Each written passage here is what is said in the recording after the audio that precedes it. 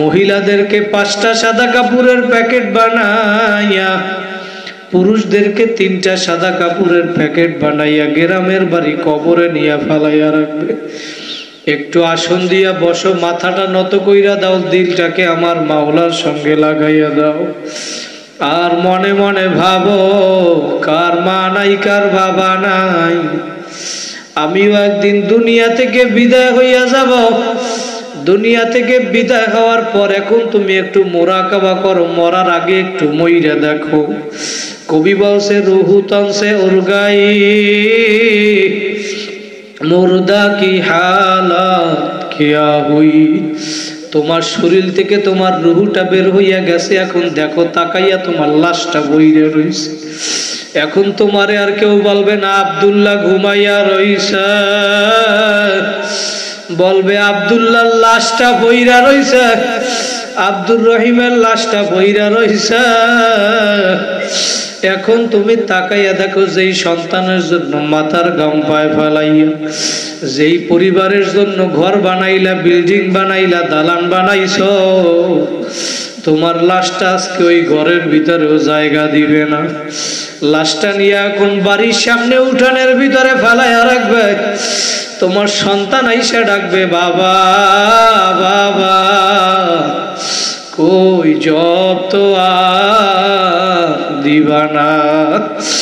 ও আমার ফেনীর সরস্বতীর যুবক ভাইরা, আমার মুরব্বী বাবারা, পর্দার আড়ালের মা বোনেরা, কোন দুনিয়ার পাগল হইছো, কোন দলের পাগল হইছো, কোন নেতা নেত্রীর পাগল হইছো? বাবা একটু আসন দিয়া বৈশা মনটাকে একটু প্রশ্ন করো, কেন দুনিয়া আসলাম? আমার মাওলা কেন দুনিয়ায় পাঠাইলো? আর কি করতেছি? আর কি নিয়ে আমার মাওলার কবরে রওনা করছ? এই হিসাব নিকাশ মিলাইয়া তারপর আমার মাওলার কবরে গিয়া শুইও। ভাইয়া, মরণ থেকে কিন্তু কেউ পালাইতে পারবা না।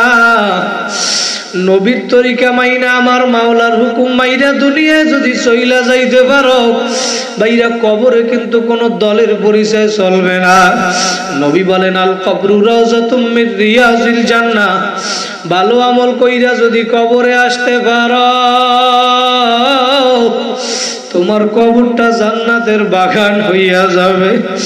আর যদি নাফরমান হইয়া কেউ কবরে যায়, বেনামাজি হইয়া, বেপরদায় চইলা, সুদখোর ঘুষখোর হইয়া যদি কবরে যাও, নবী বলেন হুফরাতুম মিন হুফারিন নার। ওই বেনামাজির জন্য, নাফরমানের জন্য কবরটা একটা জাহান্নামের গর্ত হইয়া যাবে। বাবা, ওই জাহান্নামের আযাব সহ্য করার শক্তি দুনিয়ার কোনো মানুষের নাই। এই জন্য দুনিয়ার ভিতরে সময় থাকতে আমার মাওলার হুকুম মাইনা যাওয়া লাগবে। ভাইরা, দুনিয়ার ভিতরে কোনো পরীক্ষায় যদি একবার কেউ ফেল করে, আর একবার পরীক্ষা দিয়ে পাশ করা যায়। একবার যদি কোনো ব্যবসার ভিতরে লস হয়, আর একবার লাভবান হওয়া যায়। কিন্তু তোমার আমার যে আখিরাতের 5টা মামলা দাঁড়াইয়া রইল, আল্লাহু আকবার, মৃত্যুর মামলা, কবর, মিজান, আসর, ফলসিলাতের মামলা, ওই একটা মামলা যদি কেউ ঠগ, দ্বিতীয়বার দুনিয়াতে আইসা জিতবার কিন্তু আর আশা নাই। কথা বলেন ঠিক কিনা? এই জন্য বাবা, দুনিয়ার ভিতরে আমার মাওলার হুকুম মানা লাগবে, নবীর সুন্নাত অনুযায়ী চলা লাগবে। ভাইরা, নবীর সুন্নাত অনুযায়ী চলতে কিন্তু আমার মাওলা নিজেই বলছে। কথা বলেন ঠিক কিনা? আমার নবী বলে, যারা আমার সাথে আমার সুন্নাত মোহাব্বত করবা, তারা যেন আমি নবীকে মোহাব্বত করবা। আর যারা আমি নবীকে মোহাব্বত করবা, ভাইরা, নবীর জন্য কি মায়া হয় না? যেই নবী আপনার আমার জন্য তার সারা জীবন চোখের পানি ছিল, এমনকি ইন্তেকালের সময় যেই নবী আমারে আপনারে বলে নাই। কিন্তু আমরা মানুষ হইয়া এমন নেমক হারাম হইলাম, আজকে গাছ হইয়াও আমার নবীরে চিনল, মাছ হইয়াও নবীরে চিনল, পশু পাখি আমার নবীরে চিনল, কিন্তু আমরা মানুষ হইয়া নবীরে চিনতে পারো নাই। বাইরে হযরত জাবের রাদিয়াল্লাহু তাআলা আনহু বর্ণনা করে, একবার আসলে আল্লাহ রাসূল সাল্লাল্লাহু আলাইহি সাল্লাম ঘুমায়া রইছে। জাবের রাদিয়াল্লাহু তাআলা আনহু বর্ণনা করে, আমি পাহারা দিতেছিলাম, আল্লাহর রাসূল ঘুমায়া রইছে। আমি তাকাইয়া দেখি যখন আল্লাহর নবী ঘুমায় তখন দেখি দূর থেকে একটা গাছ মানুষের মতো হাইটে হাইটে আল্লাহর রাসূলের মাথার কাছে এসে দাঁড়াইলো। জোরে বলেন সুবহানাল্লাহ। জাবের রাদিয়াল্লাহু তাআলা আনহু বর্ণনা করে, আমি দেখি তাকাইয়া গাছটা আল্লাহর রাসূলের মাথার কাছে কতক্ষণ দাঁড়ানোর পর ওই গাছটা আবার তার নিজের জায়গায় যাইয়া লাইগা গেছে। মনে হয় না যে গাছটা একবার উঠা তার মাথার কাছে আসছিল। আল্লাহু আকবার। জাবের রাদিয়াল্লাহু তাআলা এই ঘটনা দেখার পর আল্লাহর রাসূল ঘুম থেকে উঠলো। ঘুম থেকে ওঠার পরে জাবের এবার বলতেছে, ও নবী, আপনি যখন ঘুমাইয়াছিলেন তখন আমি একটা জাদু দেখছি, জাদু। আল্লাহর নবী বলে, জাবের তুমি কি জাদু দেখছো? বলে, আপনি যখন ঘুমাইয়াছিলেন ওই দূর থেকে ওই গাছটা মানুষের মতো হাইটে হাইটে আপনার মাথার কাছে এসে দাঁড়াইলো। কতক্ষণ দাঁড়াইয়া আপনার চেহারার দিকে তাকাইয়া রইছে, আবার তার নিজের জায়গায় যাইয়া গাছটা লাইগা গেছে। জাবের রাদিয়াল্লাহু তাআলা আনহুকে এবার মিষ্টি হাসি দিয়ে আল্লাহর নবী বলে, জাবের তুমি জাদু দেখো নাই, জাদু দেখো নাই। ওই গাছটা যখন দূর থেকে আমি নবীরে দেখতেছিল, ওর মন ভরতেছিল না, তখন ওই গাছটার জবান আমার মাওলা কইলা দিছে। জবান ডাক দিয়া বলে, মালিক। গাছটায় ডাক দিয়া বলতেছে, আল্লাহ, তোমার বন্ধু আমার এত কাছে ঘুমাইয়া রইছে, অনুমতি দাও আমি একটু তোমার বন্ধুর মাথার কাছে যাইয়া মন ভইরা দেখি। গাছ হইয়াও আমার নবীরে ছিল, কিন্তু আমরা কপাল পোড়া মানুষ হইয়া আমার নবীরে চিনতে পারি নাই। আল্লাহ নবী বলে, জাবের আমার ওই গাছটার দোয়া আমার মাওলা কবুল করিয়া ফেলাইছে। জোরে বলেন আল্লাহু আকবার। গাছ হইয়া যদি আমার নবীরে চিনতে পারে, মাছ হইয়া পশু পাখি হইয়া যদি আমার নবীরে চিনতে পারে। আল্লাহ রাসূল বিদায় হজের সময় যখন উট কুরবানি করতেছিল, বিদায় হজের সময় আল্লাহ রাসূল 100 উট কুরবানি করছে, 40টা উট আল্লাহ রাসূল নিজের হাতে জবাই করছে। জোরে বলেন সুবহানাল্লাহ। আরগুলা জবাই করছে হযরত আলী রাদিয়াল্লাহু তাআলা আনহু। ভাইরা, কিতাবের ভিতরে আসছে যখন আল্লাহ নবী উটগুলা জবাই করতেছিল তখন ওই উটের ভিতরে প্রতিযোগিতা শুরু হইয়া গেছে, কার আগে কে যাইয়া আল্লাহ নবীর ছুরির নিচে গলা লাগাইবে। উট হইয়া আমার নবীরে চিনল। সাহাবায়ে কেরাম সেই নবীরে কেমন ভালোবাসলো। আল্লাহু আকবার। আল্লাহ রাসূল একদিন রাত্রবেলা ঘুমাইয়া রইছে। এই ঘুম থেকে উঠে একটা পাত্রের ভিতরে আল্লাহ রাসূল পেশাব করছিল। এই পেশাব করার পরে অন্ধকারের ভিতরে পাশে সেইটা রাইখা দিল। আল্লাহু আকবার, আল্লাহু আকবার। তার খাদেম ছিল, গোলাম ছিল উম্মে আইমান রাদিয়াল্লাহু তাআলা আনহু। উম্মে আইমান রাদিয়াল্লাহু তাআলা আনহু রাত্রবেলা তার এমন পরিমাণে পানির পিপাসা লাগছে, তার পানির পিপাসার কারণে সে ঘুম থেকে জায়গা গেল। ঘুম থেকে উঠে এখন অন্ধকারের ভিতরে পাশে হাত দিয়া দেখে একটা পাত্র রাখা, যেইটার ভিতরে পানি। ধইরা দেখে পানির মতো তরল, নাকের কাছে নিয়ে দেখে এমন সুগেরান আর জীবনে কোনোদিন পায় নাই। এখন তার পানির পিপাসায় আর মন মানতেছিল না। সে অন্ধকারের ভিতরে এখন ঘেরান পাওয়ার পরে ওই পাত্রের পানি সে পান কইরা ফেলাইছে। আল্লাহর নবী সকালবেলা উঠে বলে, উম্মে আইমান, পাত্রে কিছু জিনিস রাখা আছে, বাইরে নিক্ষেপ কইরা আসো। একবার বলে যা। উম্মে আইমান কোনো কথা বলে না। আল্লাহর নবী 2 বার বলে, কোনো কথা বলে না। 3 বারের পর বলে, ও ইয়া রাসূলুল্লাহ, ইয়া হাবিবাল্লাহ, আপনি যেই পাত্রর পানি আমারে নিক্ষেপ করতে বলছেন সেইটা তো আমি রাত্রি নিক্ষেপ করিয়া ফেলাইছি। আল্লাহ নবী আর বুঝতে বাকি নাই, বলে কোথায় নিক্ষেপ করছো? উম্মে আয়মান এবার পেটকে দেখাইয়া বলে, ও নবী, আমি পেটে নিক্ষেপ করছি। জোরে বলেন আল্লাহু আকবার। আমার নবী বলে এইটা তো আমার পেশাব ছিল। উম্মে আইমান বলতেছে নবী আমি রাত্রবেলা অন্ধকারের ভিতরে পিপাসার কারণে উইঠা দেখি ভাতের কাছে পেয়ালা, পাত্রের ভিতরে পানির মতো তলন, এমন সুঘেরান আমি আর মনকে মানাইতে পারি না, আমার মনের অজান্তেই আমি পান কইরা ফালাইছি। নবী ডাক দিয়া বলে উম্মে আইমান তুমি পেশাব পান করছো, তুমি কিয়ামত পর্যন্ত তোমার শরীরকে তুমি জাহান্নাম থেকে বাঁচাইয়া ফেলাইছো। আল্লাহর নবী বলে উম্মে আইমান শুধু তাই নয়, তুমি আমার পেশাব পান করার কারণে যতদিন তুমি দুনিয়ায় বাইচা থাকবা ততদিন তোমার আর জীবনে কোনোদিন ক্ষুধা লাগবে না। ভাইরা আমি যেইটা বুঝাতে চাইলাম, আল্লাহর নবীর পেশাব পান করার পরে যদি সে জাহান্নাম থেকে বাঁচতে পারে, চিরজীবনের জন্য চিরস্থায়ী যদি জান্নাতি হইতে পারে, আল্লাহ নবীর সুন্নত অনুযায়ী চললে তুমি আমি কেন জান্নাতে যাইতে পারবো না? ও আমার ফেনিস যুবক ভাইরা, আমার মুরব্বী বাবারা, পর্দার আড়ালের মা বোনেরা, যেই নবীর জন্য গাছ হইয়া পাগল ছিল, মাছ পশু পাখি হইয়া পাগল ছিল, সেই নবীর জন্য আজকে তোমার আমার মায়া লাগে না। যেই নবী ইন্তেকালের সময়ও তোমারে আমারে বলে না। আল্লাহর নবী চিরজীবন কিন্তু দুনিয়ায় থাকতে পারে নাই। বাবা চিরজীবন দুনিয়ায় থাকার জায়গা না, তুমিও আমি কিন্তু থাকতে পারবো না। আল্লাহ নবীর যেই দিন ইন্তেকাল হবে, মালাকুল মউত আইসা যখন আল্লাহ নবীর ঘরের দরজায় আঘাত করছিল বাইরা, তখন আল্লাহর নবীর আঘাত পাওয়ার পরে ভিতর থেকে আল্লাহর নবীর কলিজার টুকরা মেয়ে ফাতেমা রাদিয়াল্লাহু তাআলা আনহা দরজা না খুইলা বলে বাহিরে কে, তোমার কি প্রয়োজন? আমার কাছে বলো, আমার বাবা বুকের ব্যথায় অসুস্থ। মালাকুল মউত ডাক দিয়ে বলে ফাতেমা তোমার কাছে বললে হবে না, আমারে নবীর সাথে সাক্ষাৎ করতে দাও। ভাইরা মালাকুল মউত কারো দরজায় যাওয়ার জন্য কি অনুমতি লাগে? কারো দরজায় যাওয়ার জন্য অনুমতি লাগবে না। তাকাইয়া দেখবা দুনিয়ার ভিতরে মা ঘুমাইয়া রয়েছে, পাশ থেকে সন্তানকে নিয়ে যায়, দাদা ঘুমাইয়া রয়েছে, পাশ থেকে নাতিকে নিয়ে যায়, স্বামী ঘুমাইয়া রয়েছে, পাশ থেকে স্ত্রীকে নিয়ে যায়। কথা বলেন ঠিক কিনা?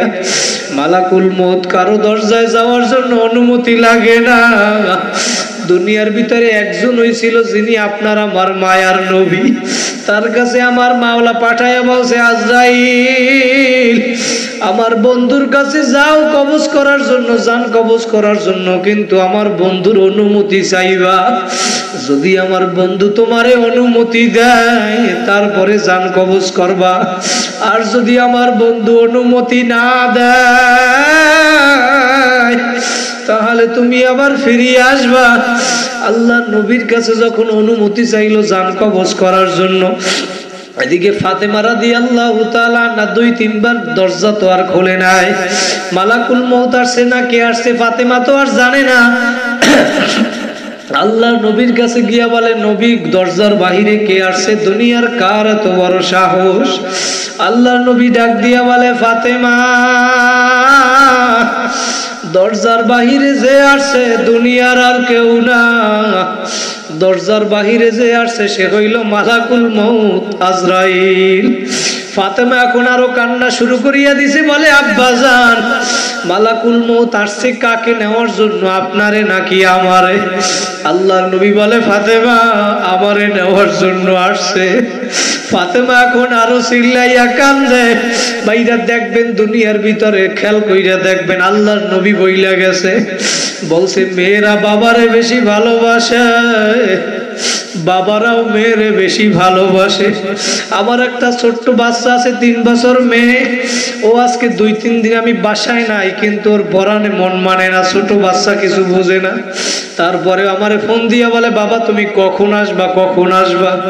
ভাইরা মেয়েরা বাবারে বেশি ভালোবাসে। আল্লাহর নবীর এই কথা শোনার পরে ফাতেমা রাদিয়াল্লাহু তাআলা আরো কান্না শুরু করিয়া দিছে। আল্লাহর নবী বলে ফাতেমা তুমি কান্দিও না, কান্দিও না, তুমি টেনশন কইরো না, 6 মাস পরে তোমার আমার সাক্ষাৎ হবে। ফাতেমার আর বুঝতে বাকি নাই, ফাতেমা এখন চিন্তা করে 6 মাস পরে আমিও দুনিয়া থেকে বিদায় হয়ে যাব। ফাতেমা রাদিয়াল্লাহু তাআলা না যেই দিন দুনিয়া থেকে বিদায় হবে, আল্লাহ নবী সেই দিন রাত্রে ফাতেমার ঘরে আইসা স্বপ্ন দেখাইছে। আল্লাহু আকবার। আইসা আল্লাহ রসুল স্বপ্নে দেখায় অন্ধকারের ভিতরে ফাতেমা রাদিয়াল্লাহু তাআলা আনহা স্বপ্ন দেখে অন্ধকারের ভিতরে নবী ফাতেমার ঘরে আইসা কি যেন খোঁজ করে, কি যেন খোঁজ করে। ফাতেমা বলতে আছে, আব্বাজান আপনি কি খোঁজ করেন? বলে ফাতেমা আমি অন্ধকারের ভিতরে আমি ফাতেমারে খোঁজ করি, তোমারে খোঁজ করি, তোমারে আমি নিতে আসছি। বলে আজকে তুমি সাহারি করবা দুনিয়ায় আর ইফতারি করবা আমার সাথে জান্নাতে। এই রাত্রবেলায় স্বপ্নে দেখার পরে ফাতেমার এখন আর মন মানে না। এখন ফাতেমার মৃত্যুর কথা স্মরণ হইয়া গেছে। ফজরের নামাজ পড়া আলী রাদিয়াল্লাহু তাআলা আনহু ফাতেমার স্ত্রী প্রতিদিন সকালে আইসা দেখতো ফাতেমারে জায়নামাজে দেখা যায়। আজকে ফজরের পরে আলী আইসা দেখে ফাতেমারে আর জায়নামাজে দেখা যায় না, ফাতেমারে আর জায়নামাজে দেখা যায় না। আলী আইসা বলে ফাতেমা তোমারে আজকে জায়নামাজে কেন পাই নাই? বলে আজকে রাত্রে আব্বা আমারে স্বপ্নে দেখাইছে আজকে আমি দুনিয়া থেকে বিদায় হইয়া যাব, আমার বুঝতে কোনো বাকি নাই। বলছে আমি সাহারি করব দুনিয়ায়, ইফতারি করব জান্নাতে।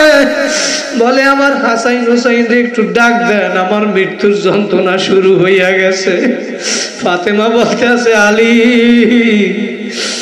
আপনি আমার বুকের উপরে হাত রাইখে একটু দোয়া কইরা দেন আর আপনি আমারে মাফ কইরা দিয়েন, কারণ আমি অসুস্থর সময় আমি আপনার খেদমত করতে পারি না। আমার বুকের উপরে হাত রাইখে একটু আপনি দোয়া কইরা দেন, আমার মৃত্যুর যন্ত্রণা শুরু হয়ে গেছে। এখন পাশে বসে হাসাইন হুসাইনও কান্দে, আলীও কান্দে। আলীরও বুঝতে বাকি নেই। আলী বলে আমিও তো স্বপ্নের ব্যাখ্যা জানি, আল্লাহর নবীর এই স্বপ্ন অনুযায়ী বুঝলাম তুমি আজকে দুনিয়া থেকে চইলা যাবা। এখন হাসাইন হোসেন পাশে বইয়া কান্দে। ফাতেমা আবার ডাক দিয়ে বলে আলীকে আমি আপনাকে একটু ওসিয়ত কইরা গেলাম, আমি আজকে দুনিয়া থেকে বিদায় হওয়ার পর আপনি দ্বিতীয় বিবাহ কইরেন, আমার কোনো সমস্যা নাই, আমি অনুমতি দিয়া গেলাম। কিন্তু দ্বিতীয় বিবাহ করার পরে আপনি সপ্তাহে 7 দিন শনিবার রবিবার সোমবার মঙ্গলবার বুধবার বৃহস্পতিবার শুক্রবার এই 7 দিনের ভিতরে 6 দিন নতুন বিবির সাথে ঘুমাইবেন আর শুক্রবার দিন আমার কলিজার টুকরা হাসাইন হুসাইনের সাথে ঘুমাইবেন। কারণ হাসাইন হুসাইনের মাও নাই নানাও নাই, ওরা আব্বাও যদি না থাকে ওরা দুনিয়ায় বড় এতিম হইয়া যাবে। আপনি যদি শুক্রবার দিন ওদের সাথে ঘুমান ওরা বুঝবে আমার বাবা দুনিয়া আছে। ভাইরা যার মা বাবা যার নাই সে জানে মা বাবা কি জিনিস। ওই মা বাবা তোমারে আমারে দুনিয়ায় আসার জন্য মৃত্যুর খাতায় সাইন করছিল। মা বাবা যে সন্তানের কি পরিমাণ ভালোবাসে আর সন্তানও যে মা বাবার কি পরিমাণ ভালোবাসে। যার এই সম্পদ নাই সে জানে মা বাবা কি জিনিস। আমার ওই বরিশাল কয়েকদিন আগে আমাদের দায়িত্ব ছিল শামীম ভাইয়ের বড় বোন মারা গেছে, ইন্তেকাল করছে। শামীম ভাই আমাদেরকে বলতেছিল হুজুর আমার বড় বোন দুনিয়া থেকে বিদায় হইয়া গেছে, আর ছোট একটা বাচ্চা রাইখা গেছে। ওই বাচ্চাটা এখন রাত্রবেলা আমার ছোট বোনের খালাম্মার কাছে ঘুমায়, কিন্তু রাত্রবেলা ঘুমের ভিতরে ঘুম সজাগ হইয়া চিল্লাইয়া উঠে, চিল্লানি মাইরা মা মা কইয়া ঘুমের ভিতরে ডাক দিয়া ওঠে আর ডাক দিয়া বলে খালাম্মা আমার আম্মায় কোথায়? শামীম ভাই বলে হুজুর তো ছোট মানুষ বুঝে না, আমি ওরে একটা নতুন জামা কিনিয়া দিছি, জামাটাও পাইয়ে বড় খুশি হইছে। আমারে বলতে আছে মামা আমি এই জামাটা গায়ে দিয়ে প্রথম আমার আম্মারে আমি দেখাবো। শামীম ভাই বলে হুজুর আমি চোখের পানি রাখতে পারি না, ওর জামাটা পরাইয়া ওরে আমি ওর মার কবরের কাছে নিয়ে গেছি। ও এখন জামাটা গায়ে দিয়ে আর মার কবরের পাশে ঘুরে আর ডাক দিয়ে বল মা আমি নতুন জামা গায়ে দিছি তুমি তাকাইয়া দেখো। শামীম ভাই বলতে আছে হুজুর আর কান্না দেখে আমারও চোখের পানি চলে আসছে, আমারও তো বোন, আমি আর কান্না রাখতে পারি নাই। যার মা বাবা নাই সে জানে মা বাবা কি জিনিস। ভাইরা কোন কার মা বাবা দুনিয়া আছে সম্পর্ক নাই, মা বাবার সাথে বেয়াদবি করিয়া ফালাইছো। আজকে এই মাহফিল শেষ করিয়া মা বাবার পাও দইরা হাত দইরা মাপ চাবা। তুমি আমি জীবনে যতই বড় হও না কেন মা বাবার দোয়া ছাড়া হইতে পারো নাই। ও সন্তান, তুমি ঢাকায় লেখাপড়া করো, চাকরি করো, ভার্সিটিতে পড়ো, মাদ্রাসায় পড়ো, হোটেলে পড়ো, তুমি দূরে দূরে থাকো, মনে করছো বাড়িতে বসে মনে হয় তোমার মা বড় আরামে আছে। না না, তুমি দূরে থাকো, তোমার বাড়ি কত মেহমান আসে, তোমার মা কত রান্না বান্না করিয়া পাক করিয়া খাওয়ায়, কিন্তু মার কলিজাটা ফাইটা যায়, এক পিস গোস্ত মুখে দেয় না। কারণ চিন্তা করে আমার সন্তানটা মাদ্রাসায় পড়ে, বোর্ডিং এ খায়, ভার্সিটিতে পড়ে, কলেজে পড়ে, বোর্ডিং এ মেসে খায়, ভালো খাইতেও পারে না। ওর মুখে দেওয়া সারা রাত পর্যন্ত মায়ের মুখে আর খানা যায় না। সবাই রে খাওয়াইয়া দাওয়াইয়া মা এক ফোঁটাও ভাত লোকমা মুখে দেয় না। ওই এক টুকরা গোস্ত ফ্রিজের কোনায় রাইখা দিছে, আমার সন্তান যেদিন আসবে আমার সন্তানের নিয়ে আমি খাবো। ও আমার যুবক ভাইরা, আমার মুরব্বী বাবারা, কার মা নাই কার বাবা নাই, যার মা বাবা নাই দুই ফোঁটা চোখের পানি ফালাও। কার মা বাবারে কবরে 5 খান 3 খান কাপড়ের প্যাকেট বানাইয়া কবরে রাইখে আসছো। তুমি আজকে ল্যাপ কম্বল গায়ে দিয়া এসির ভিতরে ঘুমাও। ওই আজকে শাহ আলম ভাই, আমার সভাপতি সাহেব ভাইয়ের বাসায় খানা খাইলাম। আমি জিজ্ঞেস করলাম, শাহ আলম ভাই আপনার কি মা বাবা আছে? বলে না হুজুর, আমার মা বাবা নাই। এত শান্তি, এত গাড়ি বাড়ি, কিন্তু যে আদরের মা বাবা নাই। আজকে কত সম্পদ হইল, কত কিছু হইল, বলে হুজুর আজকে চাইলে যদি আমি বাবার একটা লুঙ্গি কিনিয়ে দিতে পারতাম, কিন্তু আজকে আমার বাবা দুনিয়ায় নাই। অনেক রিক্সাওয়ালা আইসা বলে হুজুর আমার বাবা যখন দুনিয়ায় ছিল আমার একটা লুঙ্গি কিনা দেওয়ার সামর্থ্য ছিল না, কিন্তু আজকে আমার বাবা দুনিয়ায় নাই, আমি চাইলে 1000 লুঙ্গি আমি বাবারে কিনিয়ে দিতে পারতাম। একটা শাড়ির দিকে তাকাইলে শাড়ি দেখে আমার মায়ের কথা মনে বইরা যায়। আমি যখন ঈদের সময় বাড়ি আসতাম, দরজার সামনে দাঁড়াই আমার বাবা অপেক্ষা করত। ছোটবেলা আমরা যখন ঘর দিয়ে মাদ্রাসায় রওনা করতাম, আমার বাবা আমারে আগাইয়া দেওয়ার জন্য দরজা পর্যন্ত আসতো, কিন্তু আমার মা শুধু দরজার কাছে আসতো না। যখন আমি রাস্তায় যাইতাম, আমার মা দরজা পার হয়ে আস্তে আস্তে সিঁড়ির কাছে নামতো। সিঁড়িতে নাই মা গাছের আড়ালে আড়ালে তাকাইয়া থাকে। যখন সন্তানকে আড়ালে আর যখন তাকাইয়া দেখতে দেখতে যখন সন্তান গাছের আড়ালে ভরিয়া যায়, তখন মা এই দিক থেকে তাকায় এদিক থেকে তাকায়, তখন মায়ের চোখ থেকে 2 ফোঁটা পানি বের হইয়া যায়। বাইরা কার মা নাই কার বাবা নাই। তুমি যখন তোমার মায়ের পেটের ভিতরে ছিলা, তখন তোমার পা 2টা ছিল উপরের দিকে, মাথাটা ছিল নিচের দিকে। ডাক্তাররা বৈজ্ঞানিকরা বলে যখন মায়ের পেটের ভিতরে সন্তান থাকে, ওর মাথাটা নিচের দিকে থাকে, পা উপরের দিকে থাকে। আর ওই পেটের ভিতর বৈশা যখন লড়াচড়া করে, পা 2টা এরকম নড়াচড়া করে। যখন লাথি মারে, ওই প্রত্যেকটা লাথি গিয়া মায়ের কলিজা বাসাইয়া লাগছিল। তারপরেও মা কিন্তু তোমারে আমারে ফালাইয়া দেয় না। মায়ের যদি সন্তানের জন্য এত মায়া হইতে পারে, আমার মাওলা বলে বান্দা বান্দি রে, আমি মাওলা তোদের জন্য মায়ের চেয়ে কোটি কোটি গুণ বেশি মায়া। আমি মাওলা অপেক্ষা করি বান্দা বান্দি আয় আয়। তোরা গুনাহ করিয়া পালাইছো, ভুল করছো, আমার দরবার নৈরাশ হওয়ার দরবার না। ও পর্দার আড়ালের মা বোনের আকার মা নাই কার বাবা নাই। 2 ফোঁটা চোখের পানি ফেলাও, কান্না না আসলে একটু মনকে বুঝাও রে মন। যেই ঘর দিয়া তুমি একদিন নতুন বধূ হইয়া উঠছিলা, সুন্দর শাড়ি পইরা উঠছো, কত মানুষ শরবত পান করাইলো, বাতাস করলো। আবার যেই দিন ওই ঘর দিয়া 5 খান সাদা কাপড়ের প্যাকেট হইয়া মরা লাশ হইয়া বাইর হবা, ওই দিন সন্তানরা তোমারে ডাকবে মামা, কই ডাকে তো আর সারা দিবা না। এই জন্য ভাইরা, মা বাবা কার নাই 2 ফোঁটা চোখের পানি ফালাও। মা বাবার কথা স্মরণ কইরা হইল 2 ফোঁটা চোখের পানি যদি এই ময়দানে ফালাইতে পারো, চোখের পানি ফালাইয়া দিলটাকে আমার মাওলার সঙ্গে লাগাইয়া দাও। আর মাওলার কাছে বলো, মাওলা জীবনে যত গুনাহ করিয়া ফেলাইছি, নামাজ কাজা করছি, রোজা কাজে করছি, মা বাবারে কষ্ট দিছি, দাড়ি কামাইছি, জীবনে আর মা বাবারে কষ্ট দিবা না, দাড়ি কামাবা না, গুনার কাজ করবা না, নেকের আমল ছাড়বা না। আমার মাওলাকে ডাকার মতো যদি ডাকতে পারো, ইয়াবাম উরায়া নায়াবাম জুস্তে জুই মিকুনাম হাসিল আয়াত ইয়ানা আয়াত আরজুয়ে মিকুনাম।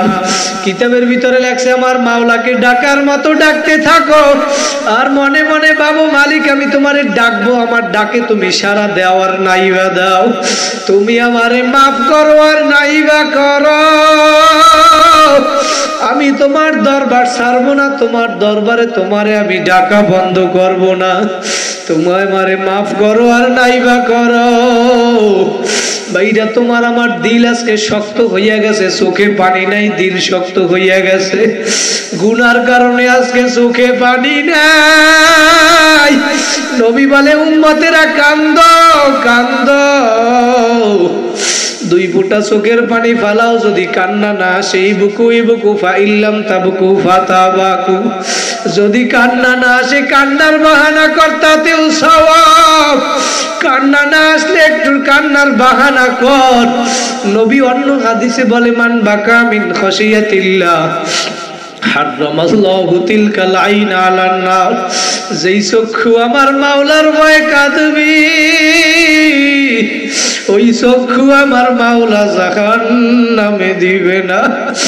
দুনিয়ায় আগুন লাগলে পানি ছাড়া যেমন নিভানো যায় না, তোমার আমার গুনার কারণে জাহান্নামের যে আগুন জ্বলছে, ওই আগুন কিন্তু চোখের পানি ছাড়া নিভানো যাবে না বাবা।